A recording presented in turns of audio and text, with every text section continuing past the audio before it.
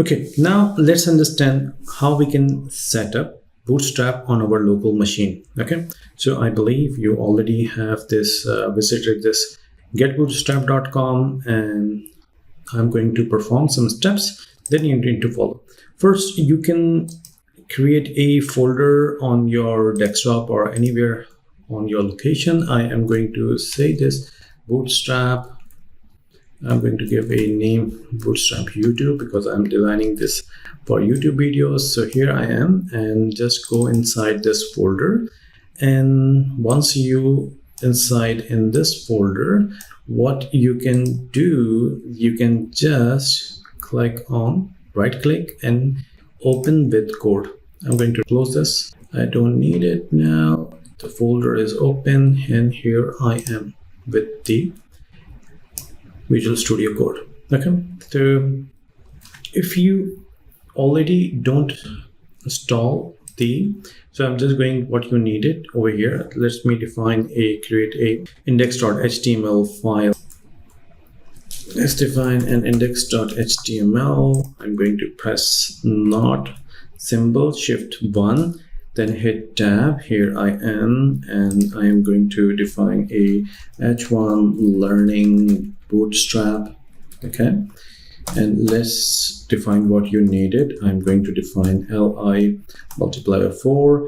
So if you write down this without any spaces, ul greater than li multiplier 4, it's an image syntax, so it will create 4 list items. And here I am. First you need Visual Studio Code. Okay, also once you install the Visual Studio Code, you need a live server plugin. Okay, how you can install this, just click on extensions, and I already installed it, just want to show you. And once you click the live server, this is the live server, you just need to install this. Click the install or enable button over here, so it will just enable this. Okay, you need these 2 items. Then I am using a width and height extension in Chrome, so you better know about this. Just click the extension width and height display extension, which I have. You can find this in Chrome. This is gonna helpful in the development. And then finally you need to visit getbootstrap.com to get the Bootstrap CDN link. Okay, where we are right now, just going to show a right click on live server, so this page is working. You need to visit getbootstrap.com. Okay, this is the website, and you just need to go there. There's a include via CDN link. Okay, you just need to copy the CSS file. The first one is CSS, the next one is JavaScript. We don't need the JavaScript now, we are just going to use CSS file. Once JavaScript needed, I will include it. Just resize my screen, and I am going to just paste the link over in this. Okay, so I just expanded to show you, like, we have included bootstrap.com, the CDN link. Okay, this is a CDN, complete CDN link. Okay, so we have just included this one, and this is the page which I run through. Right click, open with live server, and it will run on your screen. Okay, I hope this will help you to understand and start development with Bootstrap. Okay, so now let's dive into the Bootstrap learning. Okay, so let's first Bootstrap container class. Okay, so how we can define the container class, I'm just going to write div.container, and when I hit just enter the press the tab button, so you can see it auto completed, and now it's showing. Going to write div.row. A container contain a row, and within the row we know there will be a column or multiple columns. Okay, so this is a Bootstrap container class. Okay, and container class is a fixed width. Okay, fixed width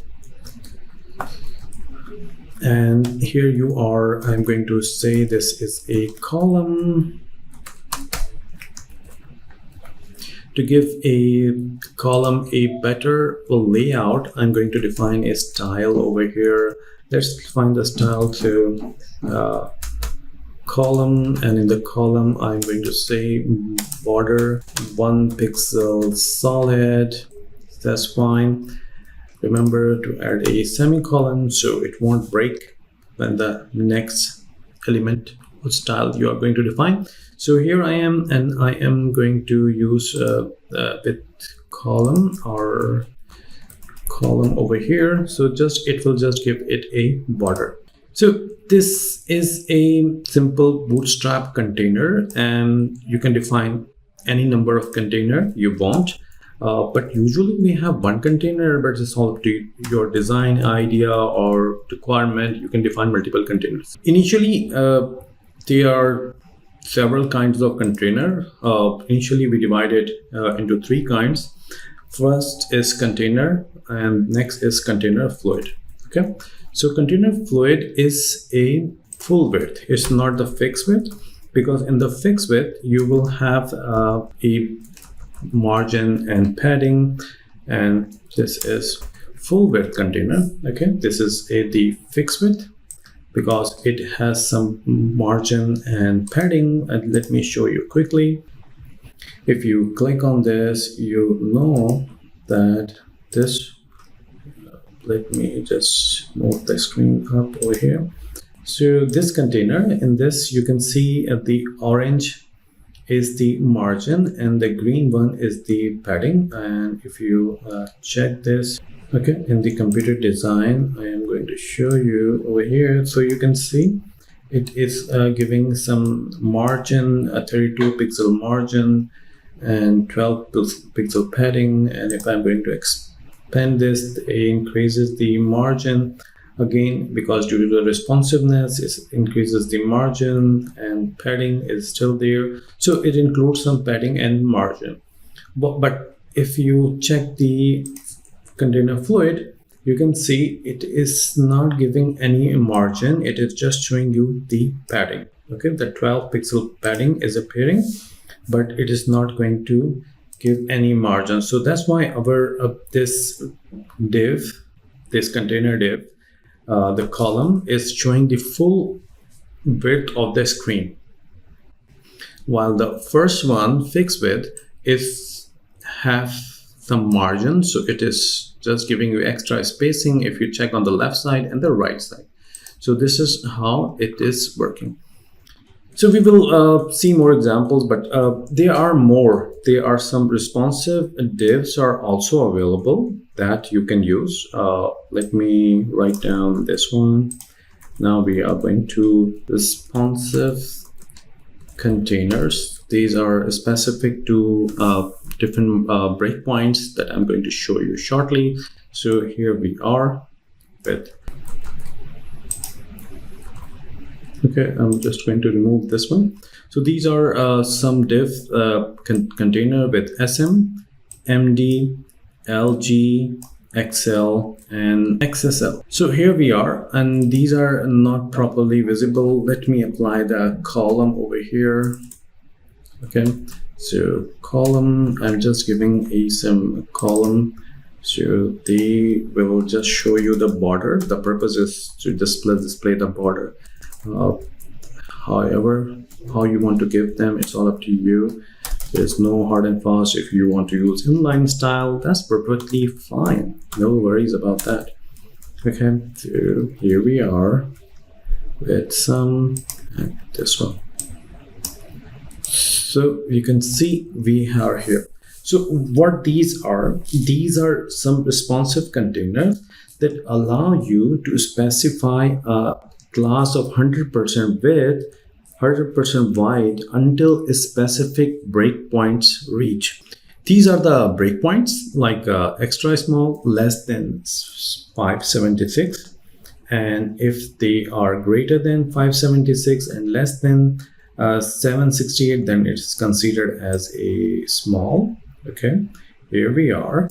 And if they are greater than this breakpoint 768 will come, the MD will be applied, LG will apply on 992, and X large, extra large, then we'll show ahead and XSL. So this is how these are, and let me show you how I can show you over here. These are, let me just click on extensions and width and height display. So you can see we just use the SM over here. Let me use the SM. So we have SM over here, which is for small. So a small breakpoint is 576. Okay, when it's already over here, so once it reach 576, the full width will be removed and it will convert to a, like you can see, it's already done. Just over here, less than 576. So you can see this one, this one is showing the fixed full width. Okay, but when it will be reach 576, so how it will 74, 75, 76. You can see now at 577 it is showing converted to fixed width. Okay, the next breakpoint is 768. Okay, so this one 768, and let's move to 768. Here we are, 7. Okay, you can see 765, 68. So it just converted to fixed width. Next 992. So let's go and check 992. Okay, it's went very quickly. 95, 91. So full width, but 93. You can see. This one is also converted to fixed. So these are the breakpoints for XL. We have 1200, and XSL we have 1400. So let's quickly see this 1200. Oh, it has gone quickly. Okay, just 1200. 1201, it has gone. Now we have 1400, and here we are on 1400. Okay, 1402, but if I just 998, 1398, so it is full width. So these are the some responsive containers are available. You can utilize it when needed, or if you know the SAS mixins, so you can customize or develop your own container, which we are not going to discuss in this course, but this is how you can use. Mostly we will be using the container for all the examples that I'm going to teach you on this course, but just to knowledge, you can have other versions of container, like container fluid for full width, and responsive containers are also here to help you with your design. Okay, now in the next lesson I will guide you how you can play with columns.